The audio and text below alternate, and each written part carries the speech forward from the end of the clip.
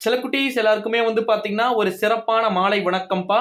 Time வந்து பாத்தீங்கன்னா இப்ப நான் இந்த வீடியோ வந்து ரெக்கார்ட் பண்ணிட்டு இருக்க டைம் 5:30 கிட்ட வந்து பாத்தீங்கன்னா ஆகுது. அதாவது 5:30 மணி ஆகுது.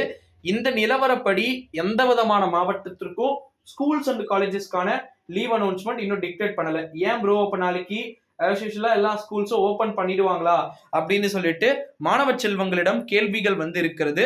தூத்துக்குடி மாவட்டத்துல இன்னமும் பல இடங்கள்ல இயல்பு நிலை திரும்பாத ஒரு சூழல் சில இடங்களில் இருப்பதன் காரணமாக தூத்துக்குடி மாவட்டத்தில் நாளை பள்ளிகளுக்கு விடுமுறை வாய்ப்பு வருவதற்கு மிக பிரகாசமா இருக்கிறது. காலேஜ் வேணா ஆஸ் யூஷுவலா வந்து ஓபன் பண்ணலாம். தூத்துக்குடியில திருநெல்வேலி மாவட்டத்துல பள்ளிகளுக்கு விடுமுறை அப்படின்றது இன்று அறிவிச்சாங்க. நாளைக்கும் பள்ளிகளுக்கு விடுமுறை என்று அறிவிக்கலாம். இல்ல சில தாலுக்காக்களுக்கு விடுமுறை அப்படின்னு சொல்லிட்டு அறிவிக்கலாம். இது முடிஞ்சிருச்சு அப்படின்னா அவ்வளவுதான், working day closed, halfly exam leave start ஆயிருது. ஓகேங்களா? இந்த ஒரு சூழ்நிலையின் காரணமாகத்தான் அடுத்த இரவு 8 மணி வரைக்கும் மழை வாய்ப்புள்ள மாவட்டங்களாக தேனி, தென்காசி, குமரி, மயிலாடுதுறை, நாகை, திருவாரூர், தஞ்சாவூர், ராமநாதபுரம் ஆகிய மாவட்டங்கள்ல வந்து பாத்தீங்கன்னா ஒரு பரவலான கனமழை அப்படின்றத வந்து கொடுத்திருக்கிறத நம்மளால வந்து பார்க்க முடிகிறது. ஏற்கனவே தொடர்ந்து தூத்துக்குடி மாவட்டத்திலையும் அதற்கு பிறகு வந்து பாத்தீங்கன்னா நம்முடைய திருநெல்வேலி மாவட்டத்திலே பள்ளிகள் மற்றும் கல்லூரிகளுக்கு 4 நாட்கள் வந்து விடுமுறை அறிவிக்கப்பட்டிருக்கக்கூடிய ஒரு வேளையிலே தற்போது நாளைக்கும் 5வது நாட்களாக விடுமுறை வருமா அப்படின்னு எல்லாருமே வந்து காத்துக்கிட்டு இருக்கிறாங்க. இப்ப அங்க இருக்கக்கூடிய நிலவரப்படி சில இடங்கள்ல மழை இப்பவும் பெஞ்சிட்டு இருக்குங்க. தெரியுமா உங்களுக்கு? சில இடங்கள்ல தூத்துக்குடியிலையும் சரி, அதற்கு பிறகு திருநெல்வேலி மாவட்டத்திலும் சரி, சில இடங்களில் மழை பொழிவு ஆங்காங்கே இருப்பதனை நம்மால் வந்து பார்க்க முடிகிறது. இந்த சூழ்நிலையிலே அந்த மாவட்டத்தில் இருக்கக்கூடிய பள்ளிகள் மற்றும் கல்லூரிகளுக்கு விடுமுறை வருவதற்கு வாய்ப்புகள் உள்ளது.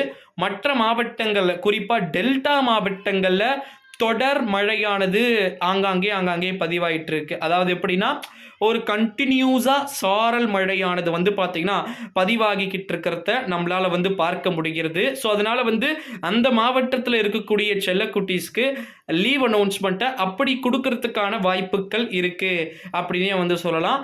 மற்ற மாவட்டங்களுக்கு நாளை மாலையுடன் விடுமுறை. நாளைக்கு நாளைக்கிலிருந்து வந்து பாத்தீங்கன்னா நாளைக்கும் சில ஸ்கூல்ல வந்து லீவ் விட்டாங்க. இன்னைக்கு கூட எக்ஸாம் க்ளோஸ், இல்லைன்னா நாளையுடன் முடிவடைகிறது. நாளைக்கு டே 22, 23லேருந்து கண்டினியூவா கிறிஸ்மஸ் ஹாலிடே, புத்தாண்டு ஹாலிடே, தொடர்ந்து விடுமுறை. சில விதமான பள்ளிகள் வந்து பாத்தீங்கன்னா எப்போ வந்து ஸ்கூல் ரீஓபன் வந்து பண்றாங்கன்னா ஜனவரி 2 வந்து பண்றாங்க.